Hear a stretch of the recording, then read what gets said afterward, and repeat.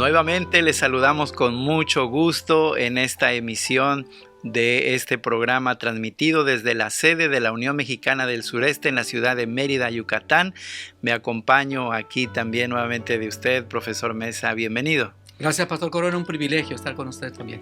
Estamos ya prácticamente llegando al final del trimestre. Lección 12. Lección número 12, que ahora se titula, profesor Mesa, José, príncipe de Egipto. Al fin vamos a ver algo grandioso, ¿no? Ser un príncipe. Cierto. Bueno, pues queridos amigos, entramos a nuestra parte inicial. Siempre compartimos un recurso con ustedes y esta ocasión quisiéramos abundar, bueno, dentro del tiempo permitido, en lo que referimos a la reunión de líderes de grupos pequeños. Esta reunión regularmente sucede los días viernes de noche, algunos la practican el sábado por la mañana, pero lo interesante de esta reunión es que podamos reunirnos bajo estos objetivos. El detalle de la reunión persigue que podamos ponernos de acuerdo en varios asuntos, específicamente en el tema del programa misionero que sigue la iglesia y otras actividades, y también, por qué no decirlo así, ponernos de acuerdo en el tema de la lección de la escuela sabática. Bueno, esta reunión es convocada y también es presidida por el anciano de la iglesia local. Los grupos pequeños no son propiedad de la escuela sabática, es decir, el anciano es el gobernante de todo este organismo que tiende a favorecer a la iglesia en todas sus actividades. Ahí aparecen los participantes también seguramente en pantalla, quienes participan, específicamente pues los líderes de grupos pequeños y otros dirigentes que también se estimen conveniente para los buenos propósitos. Hay un programa sugerente. Destaco aquí obviamente el momento del repaso de la lección, aunque este repaso lo pueden ustedes mirar. Ya está en la plataforma, ustedes lo pueden mirar en la comodidad de su casa, no necesariamente lo tienen que mirar propiamente en la reunión de trabajo. Hay otras actividades que pueden ser relevantes y que pueden ocupar menor tiempo, como la evaluación, como la motivación, que sí sugerimos que se lleve un poquito más de tiempo o dedicarle un poquito más de tiempo a esto. Así que en términos generales tenemos la reunión semanal de líderes de grupos pequeños. Yo creo que es algo importante, pastor, el podernos organizar. Nos ponemos de acuerdo, no llegar a la iglesia y presentar un plan que no sabemos cómo está organizado. Entonces es bueno estas reuniones y dejar bien en claro, ¿no?, toda la estructura que tenemos que seguir en todas las actividades de la iglesia, porque prácticamente ahí vemos todo. Sí, justamente eso persigue. Bueno, ¿cómo le va con el versículo de memoria? ¿Cuál? Muy bien, pues, es algo que hemos venido enfatizando, pastor. El versículo de memoria hay que, como una estrategia, seguirlo desarrollando, memorizar textos de la Biblia. El versículo se encuentra en Génesis 41:41. Dijo además Faraón a José: he aquí yo te he puesto sobre toda la tierra de Egipto. Cortito.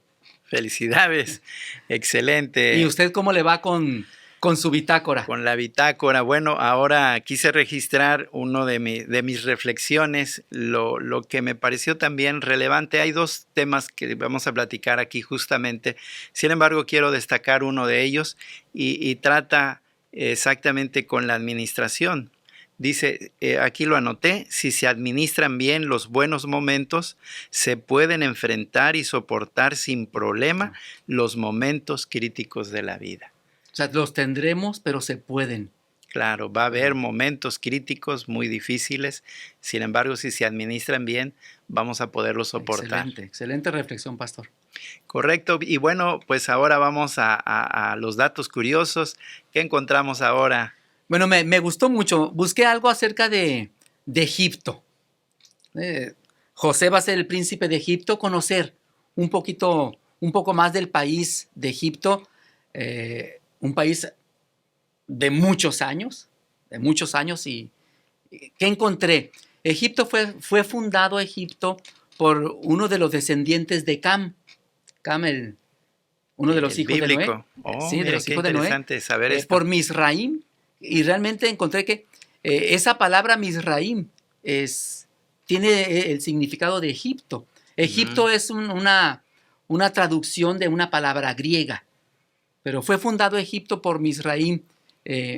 Además, cuando José fue nombrado como visir, era el segundo después de Faraón, era el responsable de todo el país. Todos los que llevaban el control, la administración del país, de todas las provincias, respondían a José. Y al parecer no era la primera vez que un extranjero era nombrado visir de Egipto. Además, los egipcios consideraban algo interesante, consideraban que el vello facial era como falta de higiene.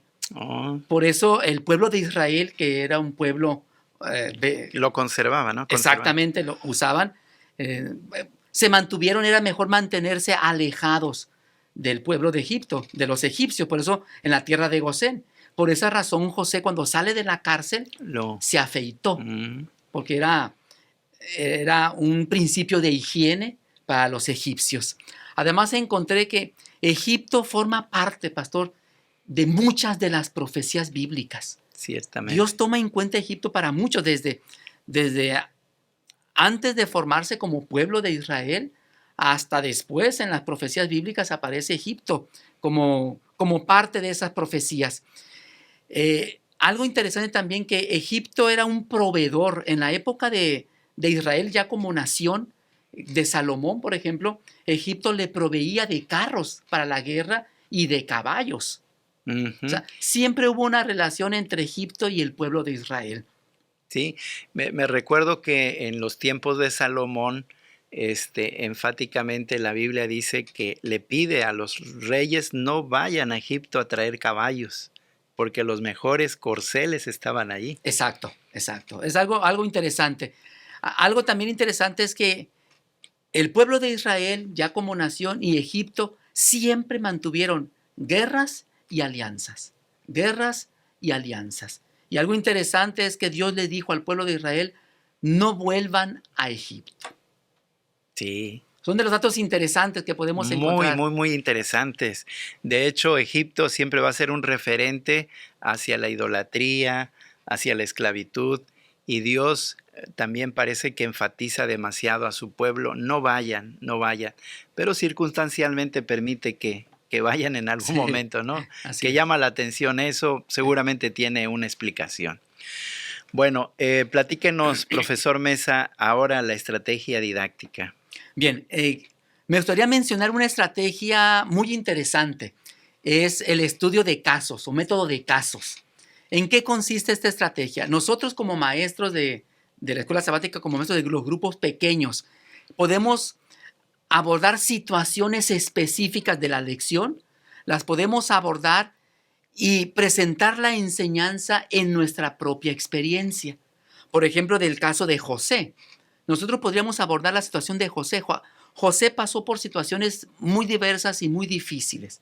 Entonces, en mi vida, ¿qué situaciones difíciles yo he abordado o por las cuales he pasado y qué lección he aprendido?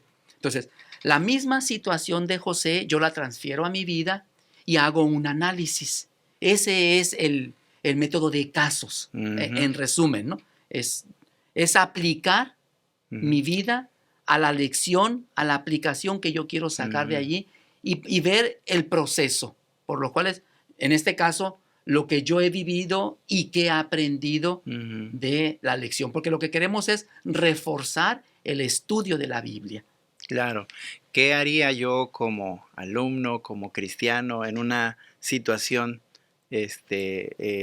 debidamente... Exacto. Yo lo pongo a usted en la situación. Como José, ¿qué hubieras hecho? Como los hermanos de José, ¿qué hubieras hecho? Y la intención es que yo argumente. O sea, yo haría esto y doy mis razones, ¿no? Que esa es la parte importante, pues, la argumentación para defender el caso. Correcto. Muy bien. Y entramos entonces de lleno prácticamente al resumen de nuestra lección de esta semana. Y José, el príncipe de Egipto, un título sugerente. ¿Cómo bosquejaría usted, pastor, la lección? ¿Cómo cómo la bosquejó? ¿Cómo la dividió en qué secciones como para estudiarla? Bueno, la semana pasada estudiamos un poquito de los sueños de José. Ahora llega ya el problema del hambre, ya se hace presente y ahora tienen que conseguir a una persona para que pueda hacerle frente a esa situación de crisis. Y llama la atención el hecho de que José revela los sueños de Faraón y él atinadamente, bueno, José dice, necesitamos un hombre con dos características, que sea sabio y que sea prudente. E inmediatamente Faraón dice, pues, ¿Dónde lo encuentro, no? ¿quién mejor que tú? Porque nos has revelado de manera cierta y exacta lo que va a suceder. Y porque José le dio la solución al problema. O sea, le Inmediatamente. presentó la Sí, solución. un programa económico para hacerle frente a esa situación crítica. Me llama la atención el hecho de que dice sabio, sabio y prudente. Prudente porque venían momentos difíciles, había que administrar. La prudencia tiene que ver con una anticipación al futuro y la sabiduría tiene que ver con una distribución equitativa, un buen trato, en este caso, a la nación. Esas dos palabras se conjugan entonces para decirnos que de manera efectiva se requería una acción inmediata. Y bueno, el plan se Perdón, puso pastor, y aquí vemos, yo creo, una constante en la vida de José que la Biblia menciona, que Dios lo hizo prosperar. O sea, cierto, la estrategia de José, Dios la prosperó. incluso con su propia familia, ¿no? De ahí viene el nombre de uno de sus hijos. Efraín, Dios me hizo prosperar. Okay, okay. Parece que Dios jamás se olvida de sus hijos, a pesar de las situaciones difíciles que les toca vivir. Bueno, yo le quitaría la palabra parece. O sea, Dios se Dios preocupa, ¿no? se Está al preocupa pendiente de y se nosotros. ocupa de Y se nosotros. ocupa, y se ocupa. Bueno, en la siguiente sección, entonces, también analizamos que efectivamente apareció el hambre, pero más que un hambre física, había un hambre espiritual y más en el terreno familiar. Había una situación de fondo que tenía que resolverse y hablemos un poquito de los sueños. Los sueños, cuando están bien coordinados y que vienen de Dios, llevan a un feliz cumplimiento. Los sueños se cumplen en el tiempo de Dios. Es triste pensar, bueno, analizarlo así humanamente, que le llevó 22 años a José llegar al cumplimiento de ese sueño divino. Pero la paciencia de la cual hablamos en algún momento, la perseverancia. Pero, pastor, era un sueño, o sea, los sueños que José tuvo, los sueños mentales cuando dormía, ¿no? Mm, Eh, era algo que José desconocía. O sea, el cumplimiento del sueño de que él sería más grande, que él sería... Él no sabía ese sueño de Dios para él. sí, no conocía, obviamente, él simplemente lo soñó, obviamente por obra de Dios, pero no tenía presente en qué momento se iba a cumplir o O quizá no entendía no en es realidad. correcto, no lo entendía, pero finalmente Dios lo fue llevando paso a paso y como vimos la semana pasada, su determinación a ser fiel a Dios, creo que esa es la respuesta al cumplimiento de la fidelidad de Dios. Los sueños llevaron un proceso finalmente, pero se cumplieron. Ahora, hay elementos que destaca también aquí la lección de esta semana en esa reconciliación familiar. Había mucha tensión, y, y ahora José tiene que enfrentar propiamente a sus hermanos de manera directa. Así que prepara todo un escenario, así lo veo, prepara mentalmente y de alguna manera los va guiando él mismo, ¿no?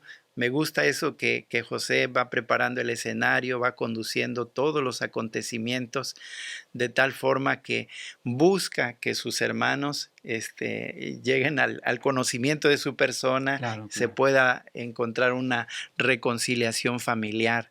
Y también José busca el que se valore a la familia. Él ha pasado por una situación crítica y para ello, en esa preparación, pues entra a colación la vida de Benjamín, que es lo Que es una parte importante en la historia de José, ¿no? Lo que él buscó cuando les preguntó a sus hermanos por si tenían otro, que era Benjamín, y cuando lo traen sucedió algo interesante entre José y Benjamín, y la Biblia lo menciona muy claro, muy específico esta parte. Sí, el hecho de guardar su copa, la copa, bueno, dice ahí la Biblia de adivinación, era la copa donde él se servía, y la guarda allí específicamente en el costal De de Benjamín. Benjamín. Y él propicia, va guiando toda esta situación de tal forma que hace responsable a Benjamín. Su hermano Judá dice, yo quisiera ocupar su lugar, pero José dice, no, él es el responsable y sobre él vamos a ir. Pero lo va guiando de tal forma que otro elemento que sale también allí al pensamiento es el banquete, el momento del banquete, ¿no?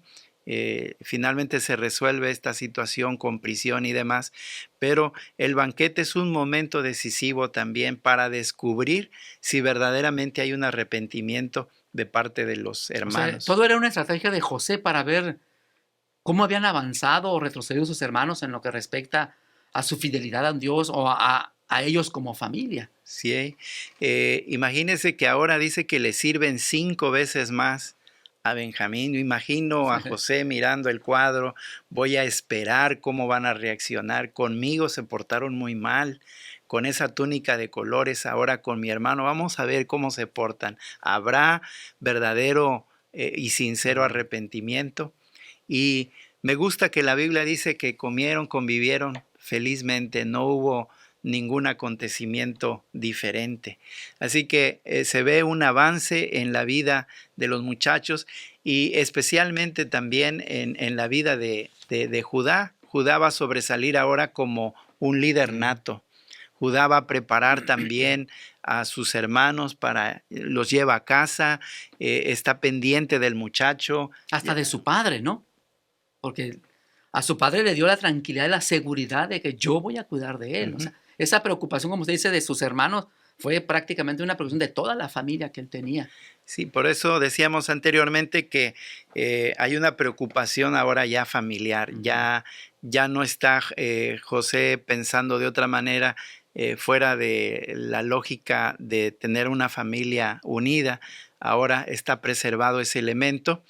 Y bueno, llegó el momento de darse a conocer. Toda esta situación prepara ahora otro momento que seguramente, profesor Mesa, nos hace llorar hasta A los mí me ha más. hecho llorar cuando leo esta parte, ¿no? De la historia. Es muy conmovedora, muy sentimental, porque aquí encontramos algunos principios también que sobresalen. Escuchar atentamente al agresor. Todos pasamos por situaciones difíciles donde o hemos hecho, o hemos ofendido, o hemos recibido una ofensa. Pero aquí podemos encontrar esto. Escuchar atentamente al agresor. José escucha pacíficamente, tiernamente a su hermano, cómo se disculpa. También llega un momento muy conmovedor del que hablamos ahora, las lágrimas. José ya no soporta, es un juego de sentimientos y pide salir del momento, no va a llorar. La Biblia dice que hasta gritó. Fue un momento bastante Imagino que difícil. fueron el- una, una olla de presión, explotó, o sea, sacó Mm. todo lo que él tenía, ¿no? Por eso justamente en la lámina que seguramente ustedes están viendo ahí, dice que las lágrimas liberan de rencor al ofendido y liberan del sentimiento de culpa al agresor.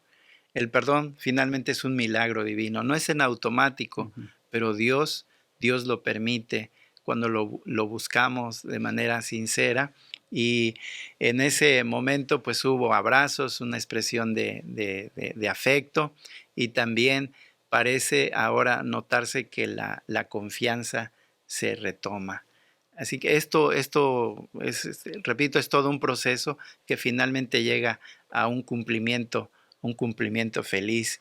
Y aunque ellos se quedan siempre con un sentimiento ahí, ¿será que verdaderamente Nos perdonó. nos perdonó? Pero el perdón es pacífico y José siempre se va a manifestar pacífico con sus hermanos. Pastor, es interesante, ¿no? La lección así termina, ¿verdad? ¿Sí? Con esta escena. La lección de esta semana termina con esta escena de abrazo, de llorar, abrazarse como hermanos después de tanto tiempo, reconocerse. Pero ¿qué podemos? ¿Alguna aplicación que yo pueda darle de esta lección a mi vida? Pues todo está en una decisión.